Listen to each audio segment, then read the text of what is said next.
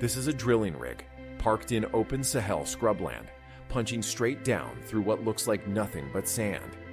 And yet, hundreds of meters below, it's about to hit water that's been sitting there since before recorded history.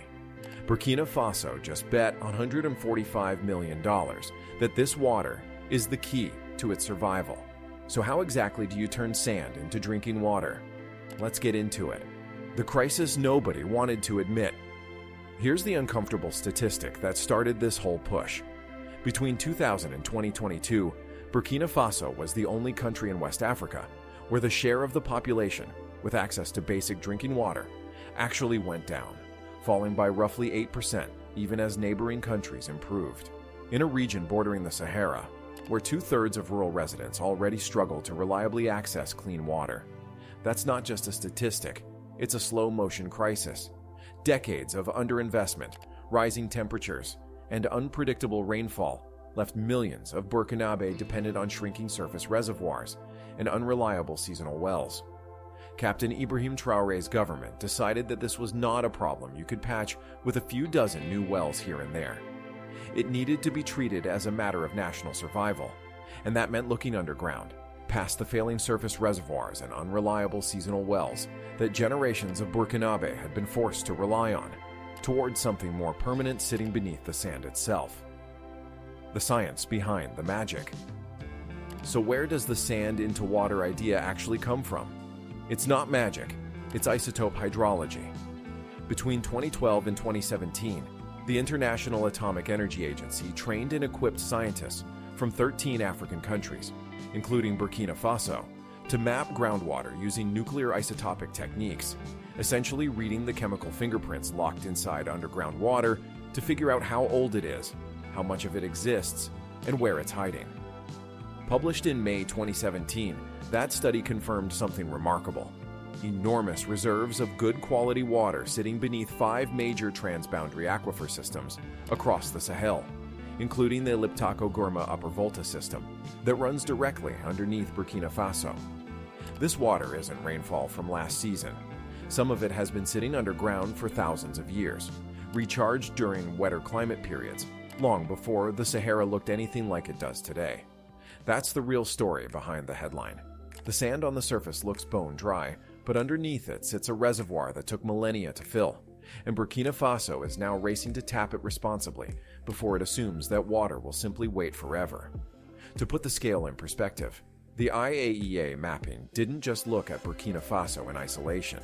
It covered 5 of the Sahel's largest transboundary aquifer systems, including the basin beneath Lake Chad, the Senegal-Mauritania system on the Atlantic coast, the Taoudani Basin stretching across Mali and Mauritania, and the Eulamadin system shared by Niger, Mali, and Nigeria.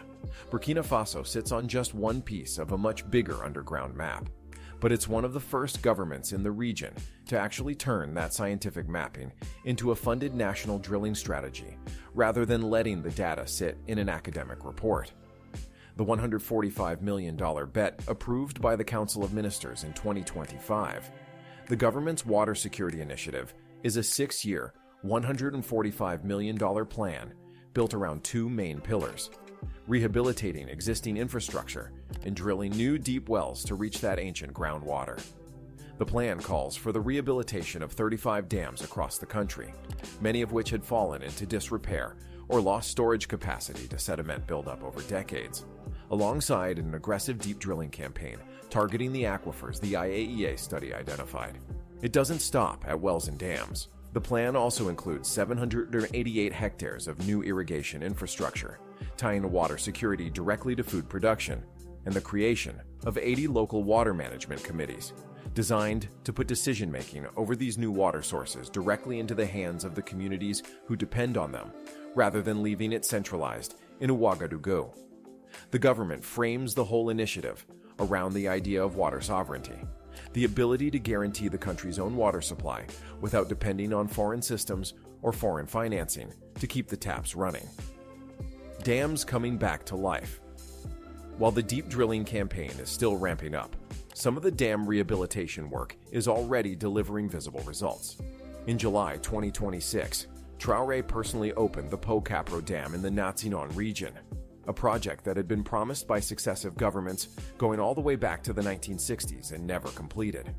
With a storage capacity of just over 1 million cubic meters of water, the dam is designed to support irrigation, replenish groundwater in the surrounding area, and create local jobs. And its completion, after more than 60 years of broken promises, carried real symbolic weight for the communities who had heard this promise made and abandoned before. The pattern isn't limited to Pocapro either. Dams like Bagre and Compiègne, built decades ago mainly for hydropower and large-scale irrigation, have long suffered from sediment buildup and aging infrastructure that quietly eroded their storage capacity year after year. Rehabilitating 35 dams across the country means recovering storage volume the country technically already owned on paper, but had effectively lost to decades of neglect. In some cases, simply dredging and repairing an existing dam can restore more usable water capacity faster and cheaper than drilling an entirely new well from scratch. This fits a pattern that's become familiar across Traoré's infrastructure push, whether it's roads, agriculture, or water. Projects that sat half-finished or entirely unstarted for decades under previous administrations are being pushed through, often loudly and publicly, as evidence that the new government follows through where old ones didn't. Sand dams, the low-tech half of the story. Not every solution here involves deep drilling rigs and isotope labs.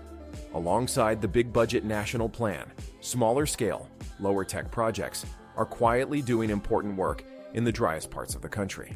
Sand dams, low concrete barriers built across seasonal riverbeds, are being constructed in partnership with international groups in both Burkina Faso and neighboring Benin.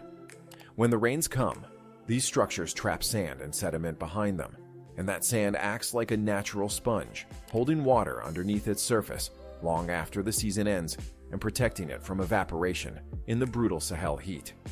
It's a genuinely clever piece of engineering hiding in plain sight.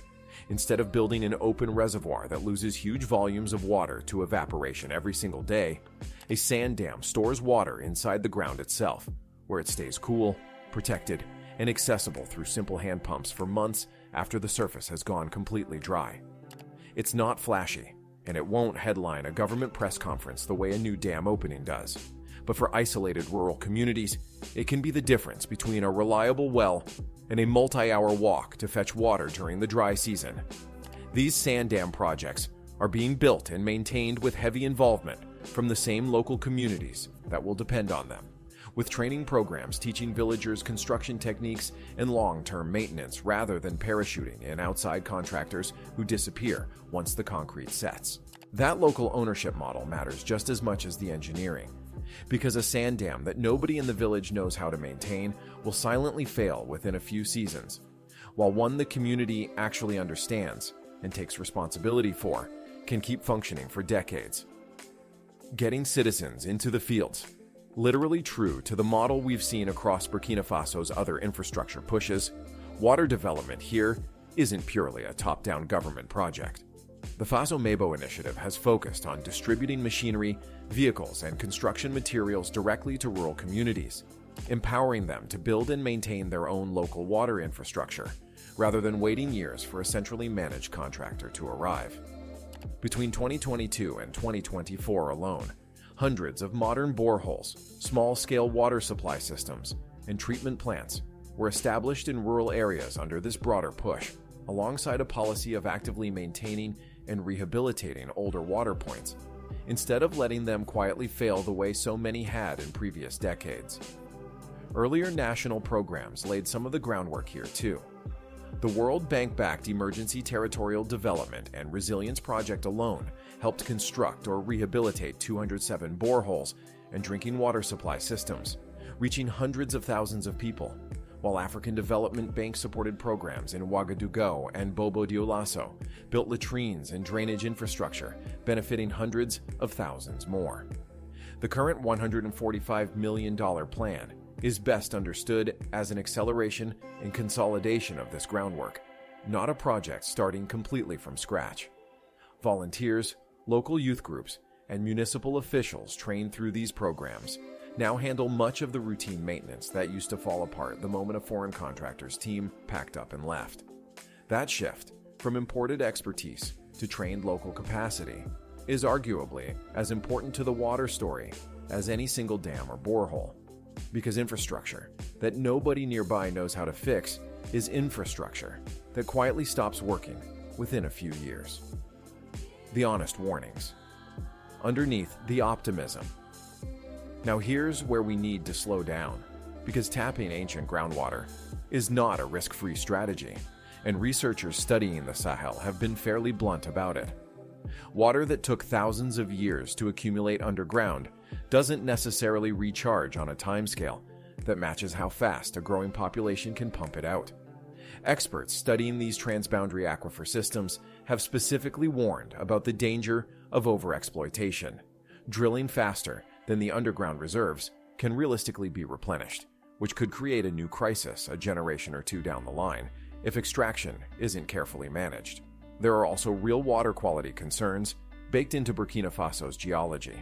In some areas, particularly zones associated with gold mineralization, naturally occurring arsenic has been identified in groundwater sources, and shallow wells in densely populated areas face contamination risks from nitrates linked to household and agricultural waste. None of this means the underlying strategy is wrong, but it does mean that simply drilling deeper and celebrating the ribbon cutting isn't enough.